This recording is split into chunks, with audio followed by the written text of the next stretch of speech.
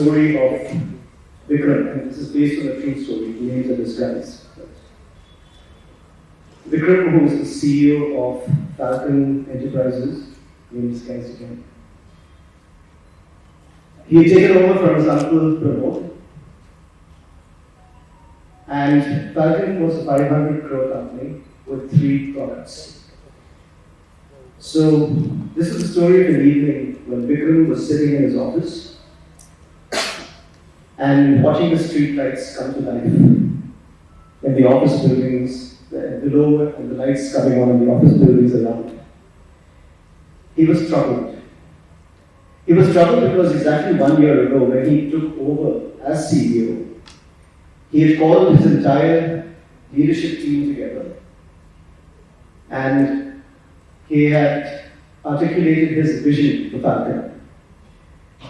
And his vision was very, very straightforward. Rapid growth. In 5 years, he had wanted Falcon to grow from 500 crores, a 3-product company, to 3,000 crores and become a multi-product company. His leadership team was very enthusiastic about this, the vision. They applauded him. They shared the vision. They said, this is an inspiring vision, you know? 6x growth in 5 years. It's challenging, it's ambitious, but we can do it. And they then sat down together and they had created a strategy for the next 5 years. Yet, 1 year later, on this evening, the reason why Vikram was troubled was because in 1 year they had just grown from 500 to 650 crores. And at this rate, they would never reach the 3,000 crore target in the next 4 years. So he was troubled. And what was more troubling was he couldn't figure out what had gone wrong because the strategy was excellent. The problem was in the execution. And that was strange because Falcon had grown to become a 500 crore company only because it had superior execution compared to its competitors. It was very good at executing. Yet here they were, struggling to reach the first year target of 1,000 crores. They were at 65%. So Vikram, not knowing what to do, called his uncle Pramod, because Pramod had run the company, he had brought it up to 500 crores and then kind of retired to study the scriptures. And Vikram said, let me ask for advice.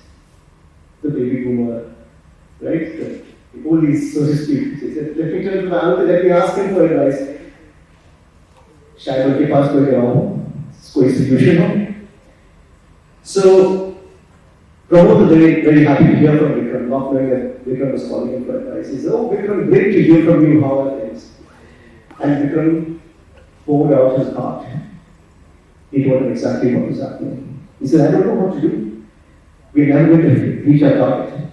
So the first question Pramod asked him, which you may have been asking yourselves in your mind when I was telling you about 3,000 crores in 5 years, he said, is your goal realistic?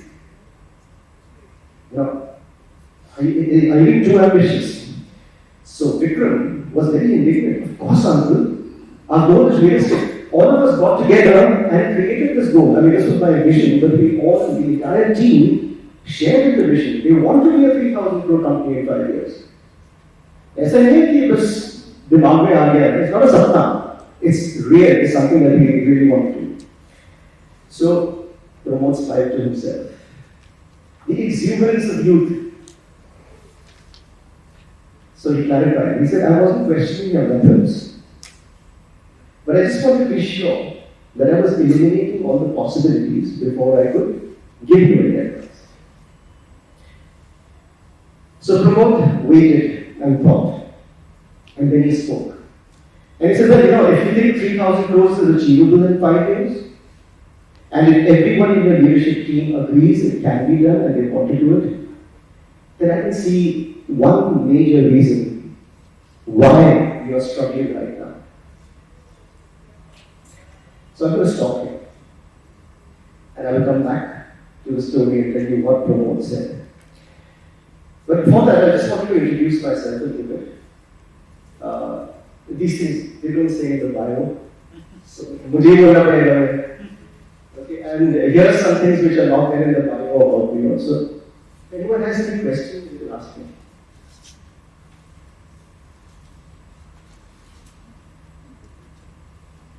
आपने तो बोला तो. No, I'm just kidding. This is a joke. I would never go near Shah Rukh Khan. I'm not a fan. So I'm sorry if any of you are fans of Shah Rukh Khan, but though he was in the same school as I was. But that's all. Okay, a very, very quick introduction about myself, because one of the things I think is important is if I'm going to stand here and talk to you about ancient wisdom and modern management, I should establish some sort of credibility. And some of you will be wondering, what है? Ancient wisdom के बारे में ज्ञान देगा आपको? Who am I? So I just want to very quickly, you've heard I've got 2 degrees, one in economics, one in management. I worked for 21 years in the corporate sector, starting off in sales and marketing, which are the top level of the companies. Then I graduated to becoming a professor at a P&L head with Hilton and IBM. IBM, I was running the India business. And then finally, I was the CEO for the Economist Intelligence Unit. That was my last job as a professional manager. After that, I decided I wanted to do something on my own and continue to add value to people. And I started off with a partnership firm with a partner in the US, where we had an office in the US and we had an office in India. So this is a 2011 photograph of me with my team in Dallas, where we were having a meeting. And subsequently, I moved out, I sold my stake in the company, and I started off another company, which I still run today, called the Growth Catalysts. And basically, we operate in the field of executive coaching, organizational change, and business growth. So the case I was just talking to you about is one of the last clients in the last one. I'm very proud of my firm and my team, because in the last 10 years that we've been in existence, 96% of our clients have grown by at least 100% in the time we work with them, which should be anywhere between 1 to 3 years. Thank you. But I take no credit for this. I'm not saying we did it. We take absolutely no credit for it, because they did all the hard work. We were there to support them. And very quickly again, who are some of these people? Just throwing some names, so you know, I'm very proud of this client list, because all of these people worked really, really hard to achieve the kind of results that they did achieve. We also work with smaller businesses, these are some of them. I'm also an author. That's maybe why I'm here to talk about the Mahabharata. Though I'm no expert, a lot of people have said expert. I'm not an expert. I'm a seeker of knowledge, I'm a seeker of learning, and I've been researching the Mahabharata for a very, very long time now. And I write fiction, and I've also written an audio show for Audible. And finally, I am also a musician. Before the pandemic, I was a musician. You don't need to recognize me because I'm not wearing a suit and a tie. I'm in jeans and a t-shirt, and I'm belting out a song, but that's my plan in Gurgaon before the pandemic. Uske baad, sab khatam ho gaya. I'm focusing more on my writing and my work. Okay, let's talk about ancient wisdom. And I'm going to take a little bit of a detour over here. Even though I know the topic is ancient wisdom and modern management. Why ancient wisdom? I mean, the stories you told us are fantastic, so thank you, sir. But why ancient wisdom? What is there in ancient times that gives the knowledge or learning of those times that power that we can imbibe in the modern world? And this whole concept of modern and ancient also can be very confusing. In fact, if you look around, and this is still being done in schools, when I was growing up, we were taught that human civilization started about 6,000 years ago. You had hunter-gatherers. Till very recently, agriculture only started around 7,000 or 8,000 BC in what's supposed to be the Middle East today. And then villages and towns were built, and cities were built, fortresses were built, city walls were built to protect, assets, farms, grain, food, and people. And then we moved from stone to metal because we stopped hunting and we started farming. And that's how civilization started. And it started with the great cultures and the civilizations of Egypt, Sumeria, which is in today's Iraq, and our very own Indus Valley. So 6,000 years ago is when civilization started. But one of the things, as an author of fiction, I've also done a lot of research into a lot of ancient mysteries. And I'm not going to talk a lot about them today because I want to talk more about the management part, but I just want to give you a glimpse into the kind of ancient wisdom that was there in the past. I want to be showing you the Great Pyramid, and I can talk for a couple of days on the Great Pyramid, but it's a 50-story building, built 4,400 years ago. Until today, we cannot replicate it. Japan, the Japanese tried. And you know how good they are at technology and engineering, right? The Japanese tried, they built a 50-foot pyramid, not a 50-story pyramid. And I think it lasted 3 months, it collapsed. Yet you have that 4,400-year-old or 4,500-year-old building over there. You go to the UK, you find Stonehenge, which I spent 1 week researching with archaeologists, and you have these 70-ton blocks of stone lifted to 20 feet in the air, put on top, in 2400 BC, where they did not have cranes, they did not have machines. If you go to Lebanon, to a place called Baalbek, you will find this wall. This is called the wall of the Temple of Jupiter. And you have these 3 massive stone blocks which you can see on top of here, and you can see how big they are. By comparing them to those fully grown men, which they are fully grown men over there on top. And you can see the stones below. There are 3 stones I'm talking about. Each one of these stones, which you can see is at a height of approximately 25 feet in the air, on top of the wall. Each of these stones weighs 840 tons. Now the interesting thing is, forget about cranes, because today our biggest crane in the world, which is a German crane, which is used for constructing, windmills for power generation and things like that, heavy things. The maximum capacity of that is 825 tons. So, aaj ke zamane mein, we cannot lift these stones. We do not have the technology to do it. But somebody did it. And thousands of years ago.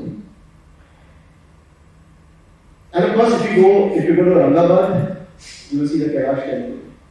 I don't need to talk about it, we all know about this. It's cut out of a mountainside. Now we are told it was built in the 7th century by Krishna Raja, who was a Rashtrakuta king. But even in the 7th century, did they have this kind of this is 7th century, the Shaka calendar, 8th century, the Gregorian calendar. Did they have the technology to build something like this? Top down? Finally, if you go to Turkey, a place called Göbekli Tepe, which a lot of archaeologists are getting very excited about. This is actually the oldest archaeological site in the world which has been constructed using science and engineering, because all these stone circles, hundreds of stone circles for kilometers, are all aligned to astronomical configurations, to different constellations, different stars. You can predict the solstices and the equinoxes. And it was built 12,000 years ago. And this is science, scientifically dated. Everyone agrees. All the archaeologists agree on this date. So, human civilization actually started 10,000 years ago, 12,000 years ago. In 10,000 BC, there were people building buildings like Göbekli Tepe, using engineering techniques. And we were supposed to be hunter-gatherers at that time. So there's a lot of very interesting things that were happening in the past. We talk about wisdom, knowledge, and learning.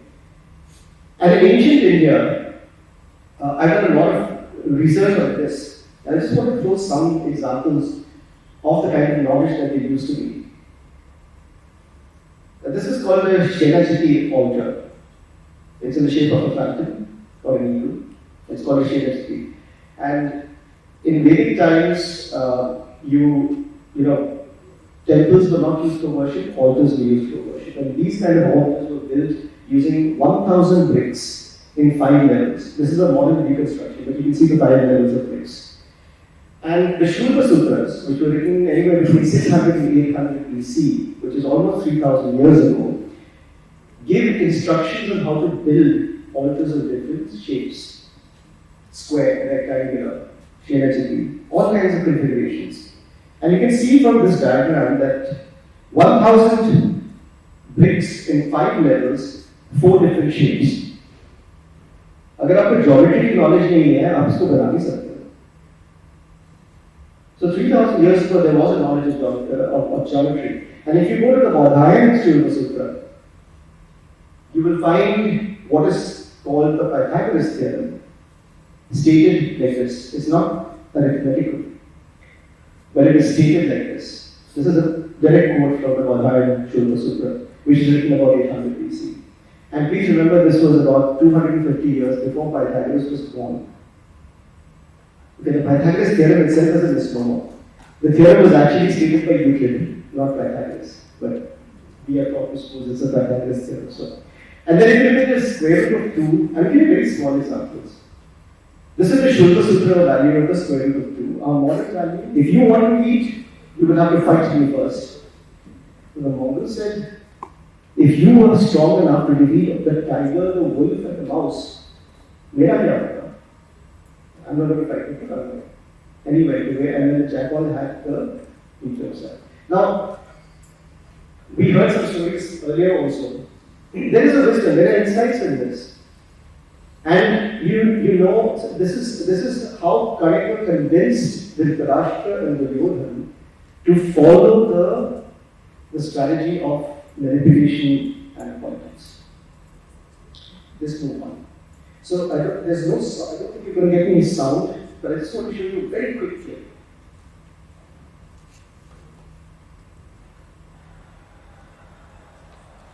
Just watch this.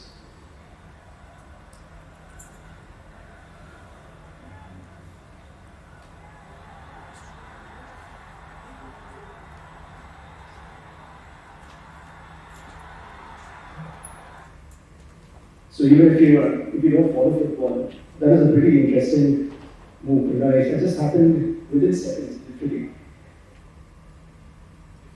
So I want to talk a little bit about teamwork before I close my session. Successful teamwork. And I think the example I'm going to give is, of course, Pandavas and Kauravas. Before that, I want to give you this example of what Lord Krishna said when he came to Yudhishthira and said, the time has come to kill Jarasandha, the king of Magadha. And he was asking Yudhishthira for the help of Bhima and Arjuna. He said, please let them come with me so that the 3 of us can go to Magadha, to Girivaj, which was the capital of Jarasandha. Let's kill him. And basically, Krishna in this shloka is saying, policy exists in me, strength exists in Bhima, and both of us are protected by Arjuna. The 3 of us together will go and we will kill Jarasandha like 3 fires. Basically, it's about teamwork. It's about leveraging the strengths of individual team members. But when we come to the Pandavas and the Kauravas and we do a comparison, it's actually very interesting. Let's start with the Kauravas. The Kauravas were a team divided by hate. And this is really very interesting because Karan hated Bhishma. Right? Bhishma hated Shakuni. Shakuni hated Karan. Karan hated Shalya. And Shalya hated Bhishma. How can a team like this function? And very interestingly, if you read the Mahabharata, there were really only 2 people from the Kauravas who actually wanted the war. Nobody wanted the war. Only Duryodhana and Shakuni actually wanted the war. Finally, there was also a question in loyalty. Shalya was actually on the side of the Pandavas, but then when he was coming to Hastinapur, Duryodhan ambushed him and gave him lots of gifts and presents and hospitality and all that, and then asked him for a boon. And Shalya said, sure. And Duryodhan said, fight with us. So Shalya could not say no. But Shalya's loyalty were constantly with the Pandavas. He was fighting for the Kauravas, but his mind and his heart were with the Pandavas. Is there any surprise that the Kauravas lost? They had a huge army, but still they lost. When you look at the Pandavas, they were a totally different team. They had a single purpose. What was that purpose? To defeat the Kauravas and establish Dharma. They had one goal, one common goal. And there were no egos in the team. Even the seniors in the team, this is a version of what you were saying in the morning, so apologies, but even the seniors in the team were willing to follow the younger people. Example, Abhimanyu. He knew the way into the Chakravarti. And even Bhima and Yudhishthira, who were his uncles, they said, we will go behind you. You go. Because who had the expertise? Abhimanyu. Right? He was 16 years old. Very difficult for someone who's, and these guys were, like 70, 80 years old at that time. If you look at the chronological age. It's very difficult to say, you have the expertise. But there were no egos. They were very clear. This person has the expertise, this person leads, and we will follow. So I'm going to come back now to the story where I stopped. So we stopped when Pramod, the uncle, was telling Vikram, I know what your problem is. I know why you are struggling. There is one reason. You are clear. Your goal is clear. 3,000 crores in 5 years. You've got 4 years left. Everyone in your team agrees. The leadership team has created a strategy, but there's a problem. And Pramod then starts talking about lessons from the Mahabharata. He says, let me give you an analogy from the Mahabharata to explain where your problem lies. And he starts with the Kauravas. He said, to start with, there are two things I'm going to talk to you about the Kauravas. The first is that every leader in the Kauravas was fighting his own individual war. Even though they had a team target, right? What was the team target? To defeat the Pandavas. But each one of them had an individual war. So Bhishma fought. Why? Why was Bhishma fighting? Not because he wanted the war. Like I said earlier, nobody wanted the war. Bhishma fought because his loyalty was to the throne of Hastinapur. Drona and Kripa owed allegiance to Dhritarashtra. So we were fighting for that reason. Karan was fighting because he wanted to prove he was a better warrior than Arjuna. So each of them were followed. They didn't have a common purpose really. Each of them had their individual purposes. The Pandavas, on the other hand, had a united front. Their common goal was to defeat the Kauravas, establish Dharma, and they were also aligned with the superior motives. So, if you look at it, what were the individual goals for each of the Pandav leaders? Arjun's target was Karan. Right? His job was, I have to get Karan. Shikhandi had been born twice to kill Bhishma. Bhishma was born to kill Drona. Right? Nakul was targeting Shakuni. Bhim was targeting Duryodhan and the rest of the Kauravas, Duryodhan and his brothers. And so all of them had individual goals, but they were all aligned to the common purpose of defeating the Kauravas. Because if each of them got their goals and killed their targets, there would be no generals left in the Kaurav army. And this is where Vikram got the message. He said, okay, you mean it's possible that while we all agree on one common purpose, 3,000 crores, but the individual goals for each of my leaders may not be aligned to that common goal. And Pramod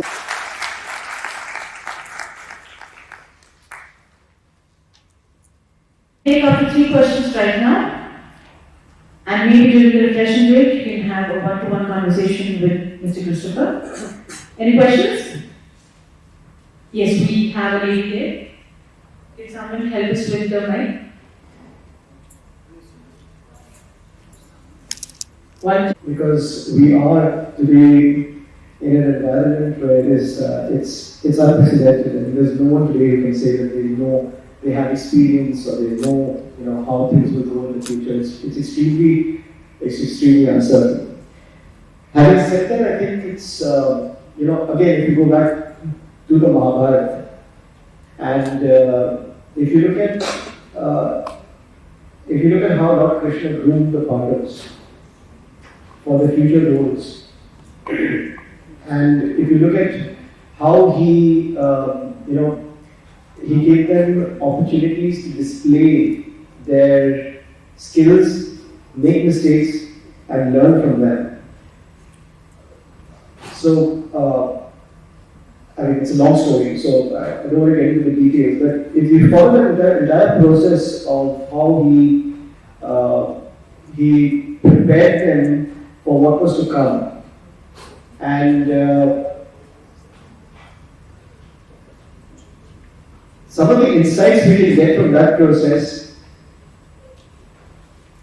can be applied even today for the simple reason that Lord Krishna knew what was going to happen. So we were in an advantageous position, But when you are faced with uncertainty, really the only thing that you can do is to ensure that number one, you have people who are groomed to take on responsibilities when they come up. You need to have people who can take decisions based on the environment around them. There is no such thing as a right decision or a wrong decision at the time when you're making the decision. Right or wrong happens in retrospect. Once things are done and you know what the result of that decision is, that's when you start saying, it was a right decision or a wrong decision. But you need people to take decisions, because what's worse than taking a wrong decision is taking no decision. And what has happened, I've been coaching people through the pandemic for the last 2 years, which was very, very difficult for many, many businesses. And I've seen a lot of people who just froze naturally. What do? I've had my smaller clients have had severe cash flow problems because their factories were closed. The labor department was calling them and saying, you have to pay people. But there was no cash flow coming because there were no products, their customers were not buying. It was a really difficult situation. What do you do in such a situation? And again, maybe it's just because the kind of clients I work with are the ones who they probably approach me because they're really motivated and they want to do things with their business. But it's been very interesting how none of my clients have shut down in the business. While their competitors were closing down, and that's again not because I was with them, I'm not taking credit for that at all. It is because they were able to, in that situation, they were able to take difficult decisions. I still remember sitting with one of the CEOs of the company, who was the owner of that business, mid-sized business. And this man was crying because he had to sell his Land Rover. That was, he pushed it up and he bought that Land Rover, self-made man. And he was crying because he said, I have to sell this, otherwise I will not have the cash flow. He was selling property, he was selling his car, so that he could continue running the business and pay salaries. Now, it's a difficult decision to make at that point in time. But he took that decision, we brainstormed on a different strategy, came up with a new strategy, and today he's growing. And I can say this with every single one of my clients. There was another client who was manufacturing non-woven fabrics. Again, a smaller company, must have been a 52 crore company, very, very small. And he was making non-woven fabrics, which are the interlinings and stuff, so padding for the shoulders and stuff, and for shirt collars and stuff. Now, obviously, the market right at the moment the lockdown started, he was exporting and he was selling to garment manufacturers in India, but all of that stopped. So it finished. But again, Do you freeze and say, अब क्या करेंगे कुछ नहीं होगा? I actually come across people, they're not my clients, but I've come across people because I started getting some free webinars just to help people out. You know, I didn't want to charge for it. And I would have people on those webinars saying, but what do we do? We can't do anything. And at that point in time, I know I cannot help this person because if this person is going to, not able to take a decision, doesn't matter whether it's right or wrong. So this person, the mom fabrics, we sat down, we talked, and we brainstormed, and he, again, it's an opportunity, the story about the donkey, opportunity, getting buried with the lockdown and stuff, but then you find, actually, we took you over and check it. So what did this guy do? Warm fabrics can use as filters. What do you need filters for during the pandemic? Masks. So he sold off a property, a lot of people have sold property during the lockdown. He sold off a property, bought machines from China because China, at that time China did not have a problem, so they were exporting. He bought mask making machines from China and he started making masks. And his business went through the lockdown just making masks. And he makes N95 masks. I use his masks only because I know the kind of quality that goes into the mask. Therefore, I will be back there totally there. So he did this, he turned around, he took the decision. Was it a good decision or a bad decision? Now we know it was a good decision. But at that time, when he had to take up 20-30 lakhs to buy those machines, it could have been a bad decision. What if he had not been able to sell the masks? Yeah. Because everyone was getting into masks, everyone was getting into hand sanitizer, all competition now. So the point I'm trying to make, I'm giving these real life examples is, it's a roundabout way of answering your question. But I think, especially as HR leaders, I think it's a responsibility that we have to ensure that people are groomed and skilled to take decisions when the time comes. There is no way to groom them to take the right decisions. Because you don't ever know what the right decision is until after you've made it and you've got the results. But what I find in a lot of cases is I see people who come in and are not able to take those decisions, especially in moments of pressure, especially in moments of crisis. And that's when we have a lot of people. In the West there's this fad. ये lockdown होता है, crisis होता है, लोगों को fire करो, lay off. Why? Because we save costs.